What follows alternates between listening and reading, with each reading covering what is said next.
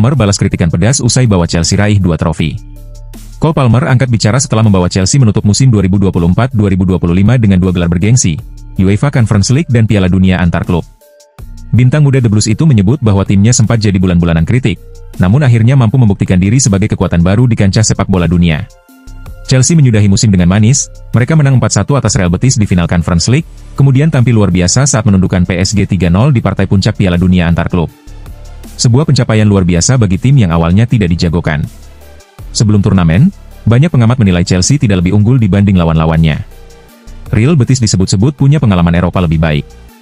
Sementara itu, PSG justru lebih dijagokan karena menyingkirkan tim-tim besar seperti Bayern Munich dan Real Madrid. Tak hanya itu, komposisi skuad Chelsea yang bertabur pemain muda dengan rata-rata usia 23 tahun juga kerap dikritik. Klub asal London itu bahkan sempat dicap obesitas skuad karena terlalu banyak pemain, namun minim pengalaman di level tertinggi. Sebelum final ini, banyak orang meremehkan kami, tapi kami membuktikan lewat kerja keras dan hasilnya terlihat, ucap Cole Palmer kepada DAZN. Palmer, yang tampil gemilang sepanjang musim dan menyabet predikat pemain terbaik Piala Dunia antar klub, menilai Chelsea telah membungkam semua keraguan. Sepanjang musim ini, kami menjadi bahan pembicaraan negatif, namun saya yakin kami sedang berada di jalur yang tepat, lanjutnya.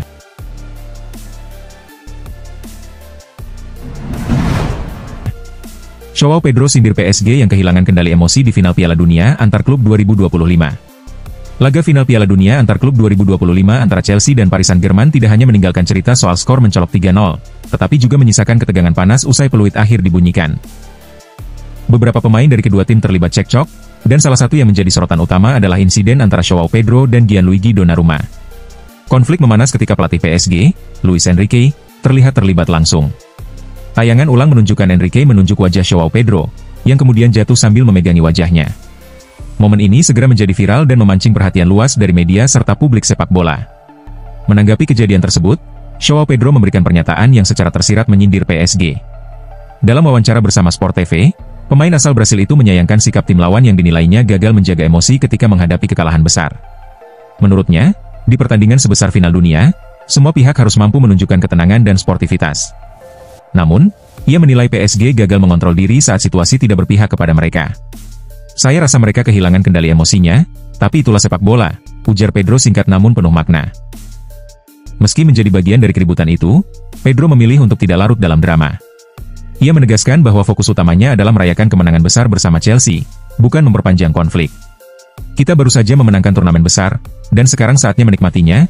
Saya tidak mau terlalu banyak membahas mereka, karena kita semua tahu bagaimana situasinya berjalan, lanjutnya. Sindiran Joao Pedro menggarisbawahi mentalitas Chelsea yang tetap tenang dalam tekanan, berbanding terbalik dengan PSG yang dinilai tidak siap menerima kekalahan. Momen ini sekaligus menambah warna dalam rivalitas dua tim top Eropa tersebut, dan menyoroti bagaimana kontrol emosi bisa menjadi pembeda di level tertinggi sepak bola dunia.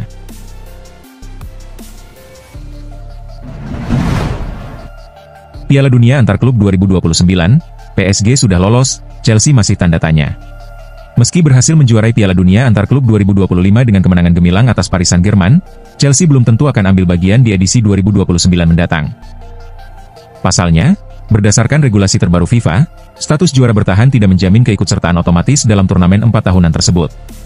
Turnamen ini kini menggunakan format baru yang melibatkan 32 klub dari 6 konfederasi. Chelsea sukses menorehkan gelar dunia keduanya, setelah sebelumnya juara pada 2021. Namun, berbeda dengan sistem lama, FIFA tidak memberikan slot khusus bagi pemegang gelar juara sebelumnya. Mirip dengan kebijakan Piala Dunia antar negara sejak 2006 yang juga menghapus jatah otomatis untuk juara bertahan. Sebaliknya, PSG yang kalah di final justru sudah dipastikan lolos ke edisi 2029.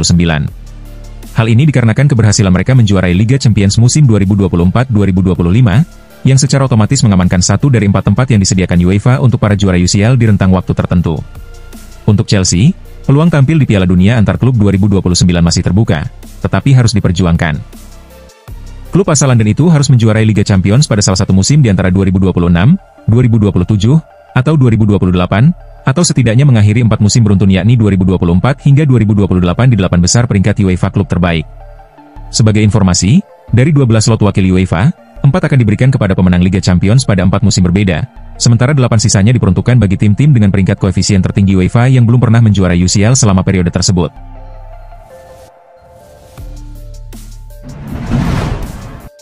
Mesin gol baru MU itu bernama Nicolas Jackson.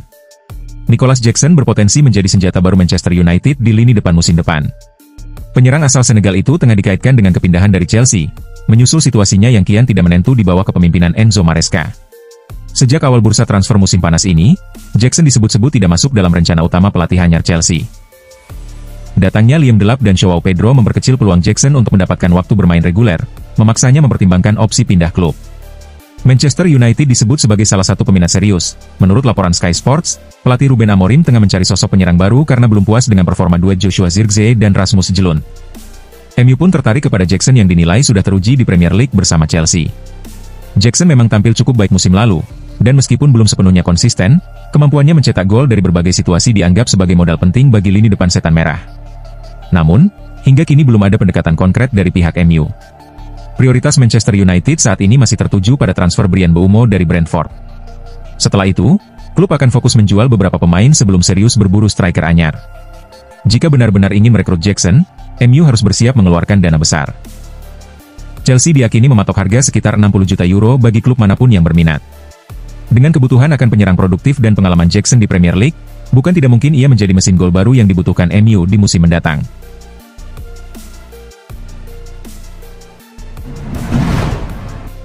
Transfer Marcus Rashford ke Chelsea tiba-tiba mendapat dorongan. Chelsea kembali dihubungkan dengan nama Marcus Rashford di bursa transfer musim panas ini.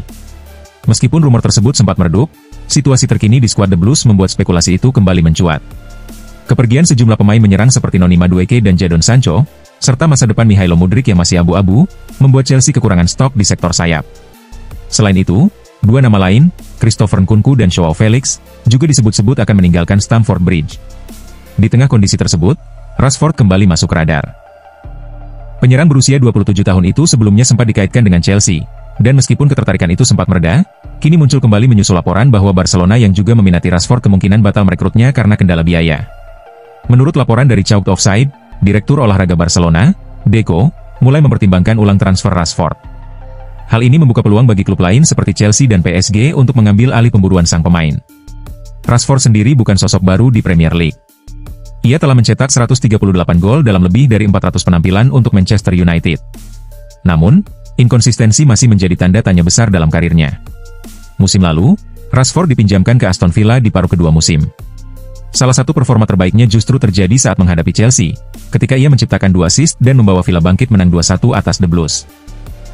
Dengan Chelsea kini kekurangan opsi sayap dan masih terus mencari pemain yang bisa langsung memberi dampak, transfer Rashford bisa menjadi solusi instan, terutama jika Manchester United bersedia melepasnya dengan harga terjangkau.